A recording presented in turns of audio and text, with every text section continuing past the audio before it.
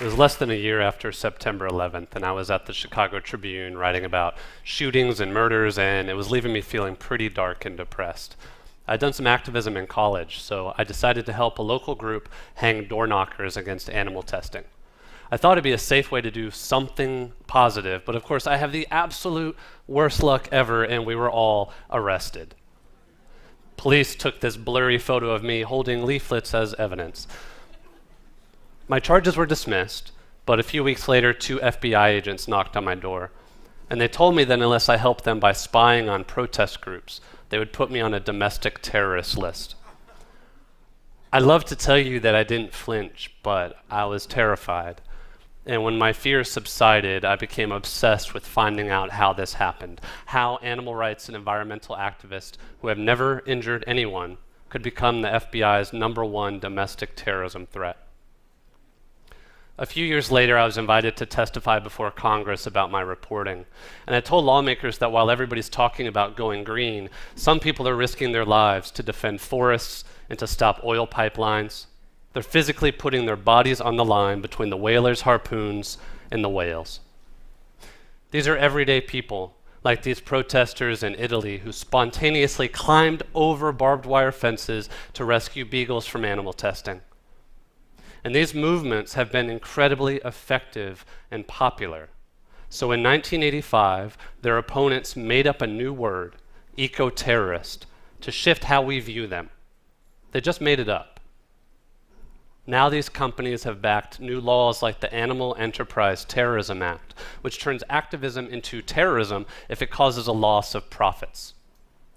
Now, most people never even heard about this law, including members of Congress. Less than 1% were in the room when it passed the House. The rest were outside at a new memorial. They were praising Dr. King as his style of activism was branded as terrorism if done in the name of animals or the environment. Supporters say laws like this are needed for the extremists, vandals, the arsonists, the radicals. But right now, companies like TransCanada are briefing police in presentations like this one about how to prosecute nonviolent protesters as terrorists. The FBI's training documents on eco-terrorism are not about violence, they're about public relations. Today, in multiple countries, corporations are pushing new laws that make it illegal to photograph animal cruelty on their farms. The latest was in Idaho just 2 weeks ago, and today we released a lawsuit challenging it as unconstitutional as a threat to journalism. The first of these ag-gag prosecutions, as they're called, was a young woman named Amy Meyer. And Amy saw a sick cow being moved by a bulldozer outside of a slaughterhouse as she was on the public street.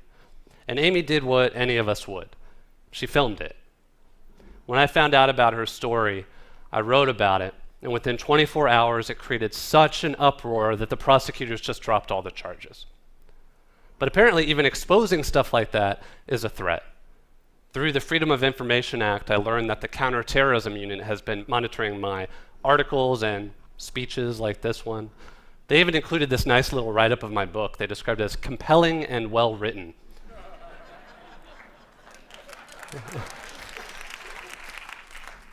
Blurb on the next book, right? The point of all of this is to make us afraid. But as a journalist, I have an unwavering faith in the power of education. Our best weapon is sunlight. Dostoevsky wrote that the whole work of man is to prove he's a man and not a piano key. Over and over throughout history, people in power have used fear to silence the truth and to silence dissent. It's time we strike a new note. Thank you.